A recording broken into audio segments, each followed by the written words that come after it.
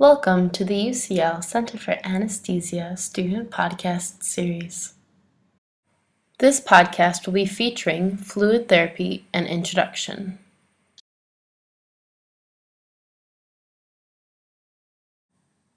Here are some questions that will be addressed with this podcast. First, what is fluid therapy? Where is there fluid in the body? What are the principles of fluid therapy and how do you accomplish each one? What types of fluids can you administer to correct for fluid loss? And what is the main pitfall?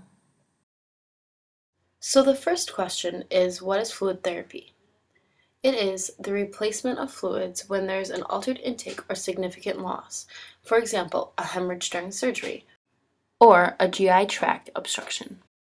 Fluid therapy is essential to understand because it changes one's electrolyte and pH balances, which can have drastic consequences on the body, like organ perfusion.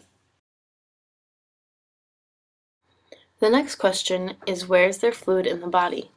There's intracellular fluid, meaning within the cells, and extracellular fluid, meaning out of the cells. And within that category, there are three subtopics.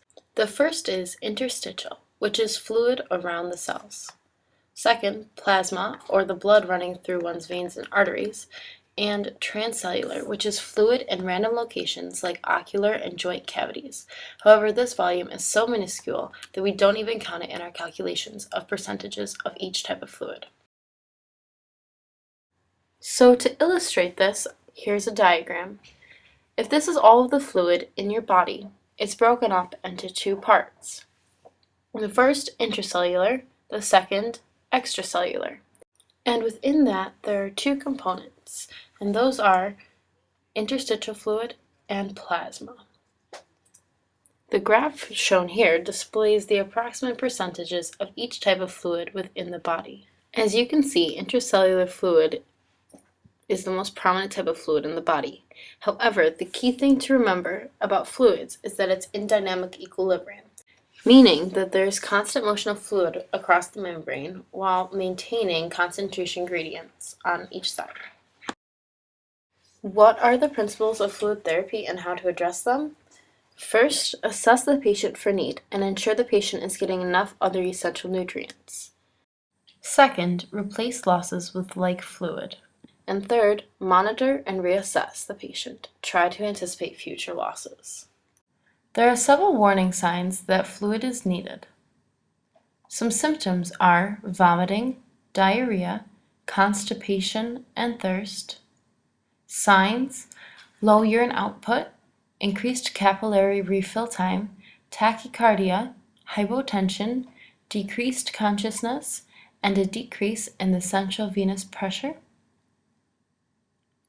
Markers are raised hematocrit, increased serum lactate, increased urea to creatinine ratio, metabolic acidosis, and increased plasma osmolarity.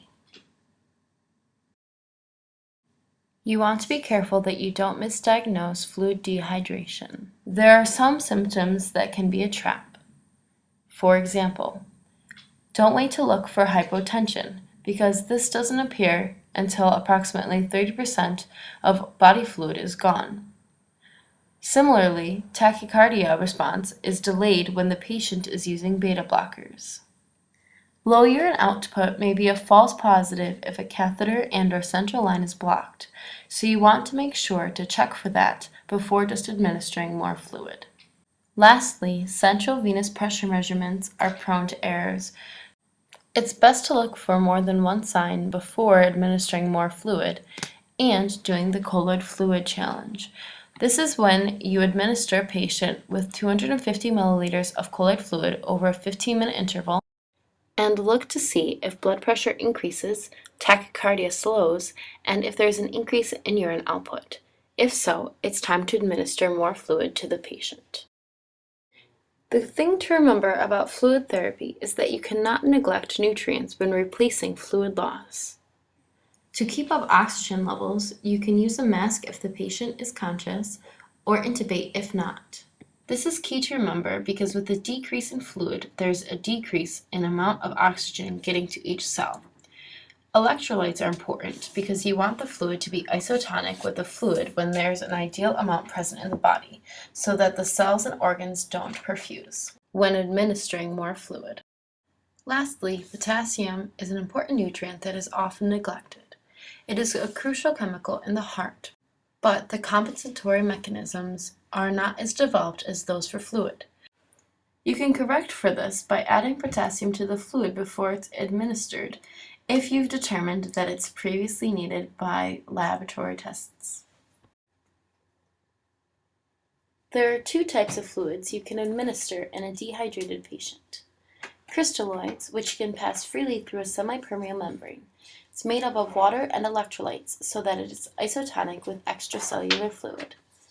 And you can also administer colloids, which do not pass freely through a semipermeable membrane and are therefore less readily filtered out by kidneys and stay in the intravascular system longer. You can use less volume of fluid to replace what was lost because of the properties of this fluid. The controversy of when to use a crystalloid versus using a colloid can be deciphered by looking at the pros and cons of each.